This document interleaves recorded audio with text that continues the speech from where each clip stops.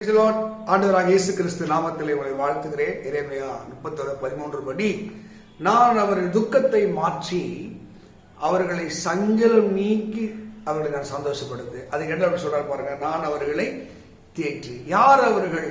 அவருடைய வாலிபரையும் அவருடைய கன்னியரையும் அவருடைய முதியோரையும் நான் தேற்றுவேன். இயேசுவை ஒருவர் நம்பும் போது, அவருடைய பிரசனத்தை நம்பும் போது, அவரை விசுவாசிக்கும் போது அவர் செய்கிற முதல் காரியம், எந்த மனுஷனாலே நீங்கள் காயப்பட்டு சஞ்சலப்பட்டு துக்கப்பட்டீர்களோ நான் அவர்கள் துக்கத்தை மாற்றி. நீங்க பரிசுத்த வேதத்துல ஒவ்வொரு மனுஷனுடைய துக்கத்தை அவர் மாற்றுகிறார். அங்கே 31:7 படிக்கும் போது, என் சம்பளத்தை பல முறை மாற்றினீங்க அப்படின்னு லாபான் கிட்ட போய், நம்முடைய சம்பளத்தை மாத்திருப்பான், நம்ம ஒரு பதவியை மாத்திருப்பான், பொறுப்புகளை மாத்திருப்பான், அதனால் நீங்க துக்கப்பட்டிருக்கலாம். இன்னைக்கு சொல்ற, நான் உங்க துக்கத்துக்கு எதுல நீங்க துக்கப்பட்டீங்களோ அதிலே கர்த்தர் ஒரு சந்தோஷம் தருவார். நீங்க யாக்கோபு வாழ்க்கை பாருங்க, அவனை ரெட்டிப்பான பரிவரங்களோடு கர்த்தர் புறப்பட பண்ணினார். தேவ மக்களே, நீ கலங்க வேண்டாம், திகைய வேண்டாம்.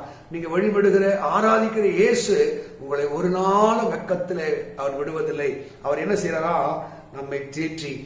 நீங்க யோபு புத்தகம் 42:10 நீங்க படிச்சு பாருங்க. யோபுவை ஆண்டவர் அவன் சிறைப்பை மாற்றினார். மாற்றுவாரா?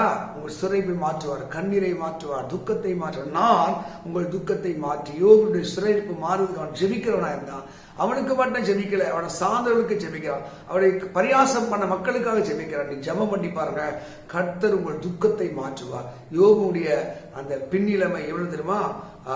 ஆசீர்வாதமா இருந்தது, இரட்டத்தனையா மாறினது. நீங்கள் ஜெபிக்கிற தேவ பிள்ளையா இருந்தா, தேவனை சார்ந்து வாழ்ற தேவ பிள்ளையா இருந்தா உங்கள் துக்கத்தை மாற்றுவார். அது மாத்திர அவர்களை நான் தேற்றி. எப்படி தேற்று வரான்? ஏசாயா 66:13 ஒருவனை அவன் தாய் தேற்றுவது போல தெய்வம் அவனை தேற்று போறாருங்க. யாரும் அவனை தேற்ற முடியாது, மனுஷன் தேற்ற முடியாது, பணம் தேற்ற முடியாது.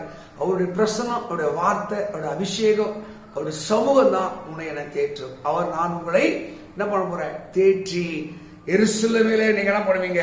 தேற்றப்படுவீர்கள். ஆண்டவருடைய வார்த்தை ஒரு மனிதனை அது தேற்றக்கூடியதாக, அவனை பலப்படுத்தக்கூடியதாக, இந்த புது வருடமா இருந்தாலும், புது நாளா இருந்தாலும், நீ விரும்புகிற எதுவா இருந்தாலும் அதிலே கர்த்தர் உங்களை தேற்றி பலப்படுத்தி இதுவரைக்கும் இல்லாத ஒரு மேன்மைக்கு அவர் கொண்டு போக அவர் வல்லவர். 3வது படிக்கும் போது, சஞ்சலம் நீங்க சந்தோஷப்படுத்துவேன். நம்ம வாழ்க்கையில் இருக்கிற பெரிய சஞ்சலம், சஞ்சலமாக என்ன பண்றதுனே தெரியலங்க. இன்னைக்கு தேவ தீர்க்க தரிசனமாய் சொல்லுகிற வார்த்தை, நான் அவர்கள் சஞ்சலத்தை நீக்கி நான் சந்தோஷப்படுத்துவேன். ஆண்டவர் ஒரு மனுஷனை சந்தோஷப்படுத்தினா பணம், சொத்து, சுகம் கொடுக்க முடியாத பரிசுத்த ஆவியினால் உண்டாகிற சந்தோஷம். அதான் நீ சந்தோஷம், பரிசுத்த ஆவியின் மேல் ஊற்றப்படுவார், அபிஷேகம் இறங்கி வரும். இதுவரைக்கும் இல்லாத கனமும் மகிமையும் புகழ்ச்சியும் உங்க வாழ்க்கை கூட. நான் அவர்களை சஞ்சலம் நீங்க நான் சந்தோஷப்படுத்துவேன். கர்த்தருடைய சந்தோஷம், மணவாட்டின் சந்தோஷம், மணவாளுடைய சந்தோஷம், பிள்ளைகளின் சந்தோஷம், அங்க ஆரவாரத்தின் சந்தோஷத்தினாலே தேவன் இருப்பார். இதற்கு அழுதிருக்கலாம், புலம்பிருக்கலாம். தேவன் உன் துக்கத்தை மாற்றி உன்னை நான் தேற்றுவேன். நல்லா தேற்றி பலப்படுத்தி நல்லா தேறக்கூடிய மனுஷனை மாற்றி அவர் சொல்றாரு, உன் சஞ்சல நீங்க நான் உன்னை சந்தோஷப்படுத்துவேன். தேவ மக்களே, கலங்காதீங்க. கர்த்தருடைய கிருபையும் பிரசன்னமும் உங்களையும் குடும்பத்தை நிறைவாய் இறக்கி ஆசீர்வதிப்பதாக. God bless you. God bless you.